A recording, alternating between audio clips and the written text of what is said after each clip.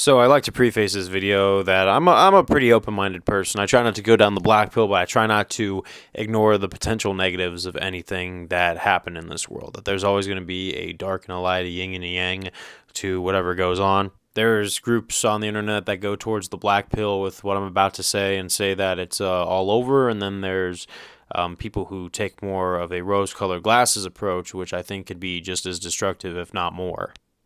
Because although I do agree that black pills don't see the world with rose-colored glasses and they try to make themselves aware of reality, sometimes they let realism become complete cynicism. And I am one of those guys where I do like to point out the potential negatives. It's just like when you're starting a business or something, you want to make sure you are covered. You want to make sure you are doing it right by the book so that way you could stay out of trouble, because there are risks that come with working for yourself. I remember one time I had a conversation with someone when I started my LLC, and I had a lot of questions, and they didn't like the fact that I was asking questions. Now, what did they say? They said I was being pessimistic. I don't think they understand the meaning of the word pessimistic, because they were very negligent and they had a business. And then what happened was that business ended up breaking the law, and they owed somebody a lot of money over negligence.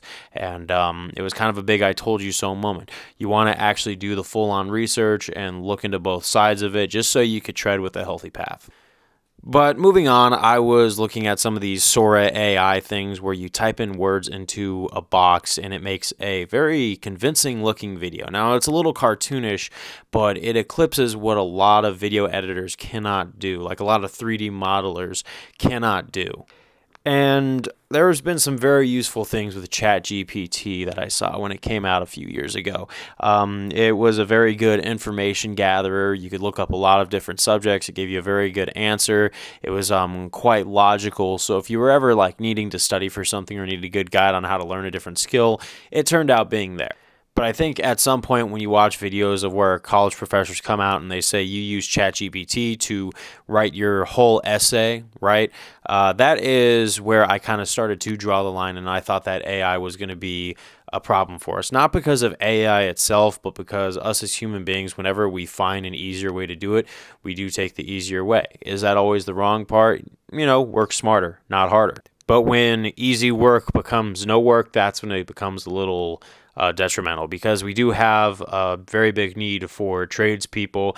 We do have a very big need for a lot of different fields, even to the point where they have paid certain people to learn to become plumbers, learn to become electricians, learn to become welders, like really good apprenticeships where it's like the opposite of a college education. You actually get paid to learn a skill that you can make a lot of money with.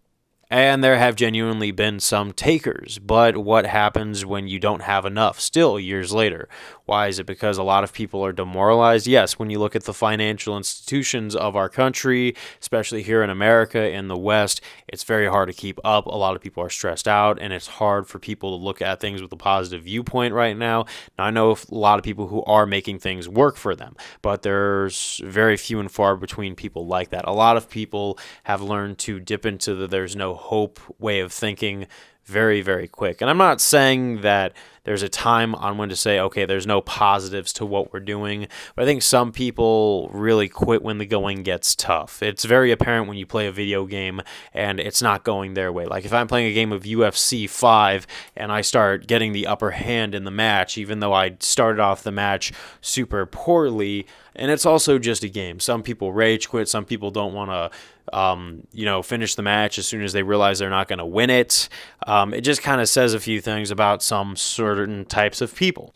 Just like when it comes to things like friendships, which have also been automated away by AI. Now we have AIs that you can chat with in Snapchat if you get lonely. And how could you blame people for wanting to go to that? If you look on, everything is in Discord. We're not really communicated. Now, I have had some really good conversations with people over Discord, over chat rooms, but I am not surrounded by these people on the day-to-day basis. Now, I do have friends in real life, in the flesh, that I hang out with, but we're adults, we're busy, we have our hustles, we have our goals, we have our ambitions. Life goes on and we don't get to spend as much time together, so loneliness kind of increases, especially when you look at the relationship pandemic where people aren't finding partners because it seems like right now both genders are fighting right now. men and women just can't seem to get along. And now you hear these things about AI robots taking over the things of boyfriends and girlfriends for men and women who are lost and lonely and don't have good partners. They forget that there are good people out there, but two things. One, you have to find the right person. And two, you do have to be the kind of person who is going to earn a partner. I know a lot of guys who want the perfect girlfriend, but they are far from the perfect boyfriend. I've lived with men who cannot pay their rent, who cannot pay their bills, who refuse to go out and get jobs, who want to sit around, smoke drugs, and they want to play video games all day. And that's not appealing to anybody. But I feel like AI is becoming logical enough to the point where it understands exactly what we want to hear, to the point where it's going to mold itself in there so we never have that human experience, like that human one-on-one connection of two people actually meeting each other down the middle ground. Because when I have a meaningful relationship, I like to learn something as much as the other person does. There are aspects that I have changed in my personality because I've had an interesting relationship. I remember when I was 19, that was when I fell in love for the first time, and it put a whole new perspective on how I let people treat me. Even after the relationship didn't work out, I had a good baseline reset, and I changed my circle. I changed what I was doing with my life. I changed how things were going, and I got my stuff together eventually. It was a work in progress, but I did make a lot of tweaks, all because one meaningful relationship came in. Now we see a bunch of generations with no meaningful relationships, and we have AI that's allegedly about to fill the gaps, and instead of tell them that they need to change as well as the other person needs to change so they could become a healthy couple, it's going to be a robot that is fulfilling the purpose and appealing to the human ego. And the human ego can be a very dangerous thing, just like when you go towards your schoolwork and you see that a college student's going to use ChatGPT to write his entire essay. He could get it done in 2 seconds, just like if he wanted to make content on the internet. Sure, it's not going to be copyrighted since AI is not actually an entity or a party itself.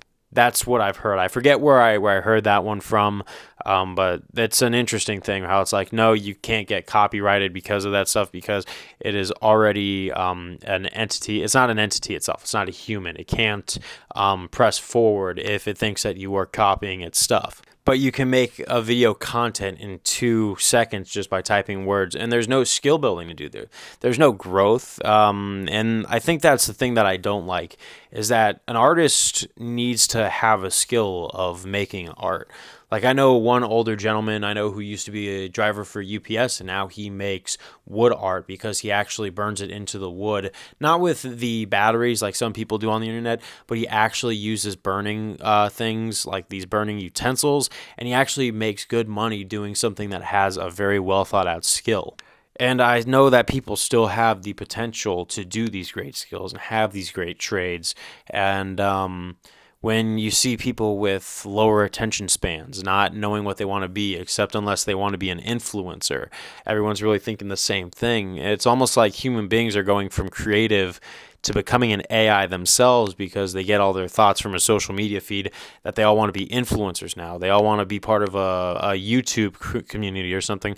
You never see anybody wanting to be a doctor, a lawyer, a surgeon, a welder, a carpenter, or something that is a respectful thing that builds up society. And we have to take responsibility as humans and notice something, that we are basically paving the way for society to need to bring in AI to fill in blue-collar positions. Now, I understand AI making a lot of like computer skills obsolete, but I really hope in 10 years I don't wake up to see that even our hand skills are obsolete and then no one has a job because everything's basically taken over by a robot.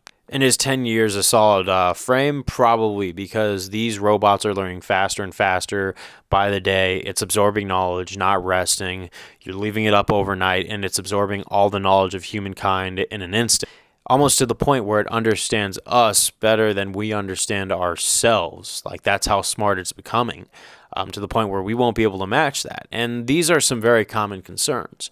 But like I said, that there's a bright light at the end of the tunnel.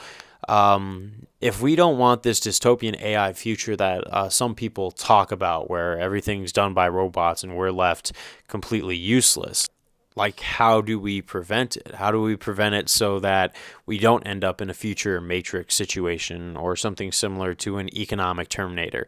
And by what I mean economic Terminator, I mean that it's not going to be exploding us, but it is going to be basically taking over our uses as human beings. I know that this isn't the end all be all, because no matter what, no matter how many skills we do, that AI is going to continue to grow. There's going to be people who own businesses that are going to cut off all the employees, and then they're going to leave AI to do the dirty work for them. Meaning, if you want brochures made, you don't need graphic designers. You can just type it into a box and it makes a really nice looking brochure in half the time. I think that the overall thing would probably be skill building at that point. That's our best bet as of now. Now, that could be subject to change. More could be put into this discussion the more we have time to think about this and what we can do to combat this. But we need to first wake up to our humanity and realize that we have a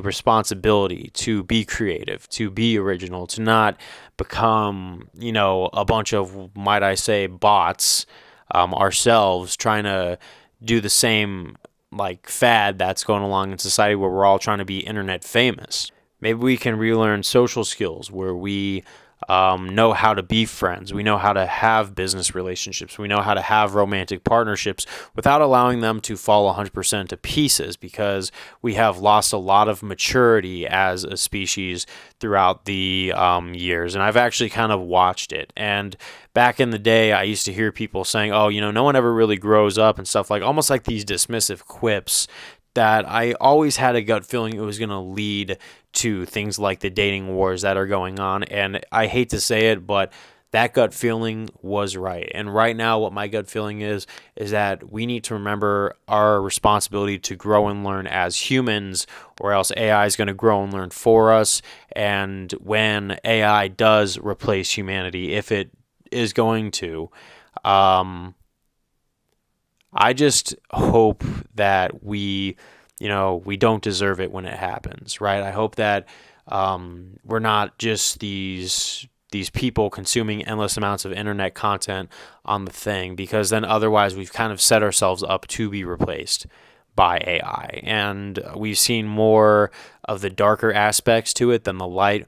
But I think if we understood our flaws with AI, we could possibly turn this into a tool for the greater good and not be a tool for our replacement. That's what I have to say about this. I hope you guys enjoyed this, but I will see you guys later. Peace out. What do you guys think? Add to the discussion if you want. Sayonara.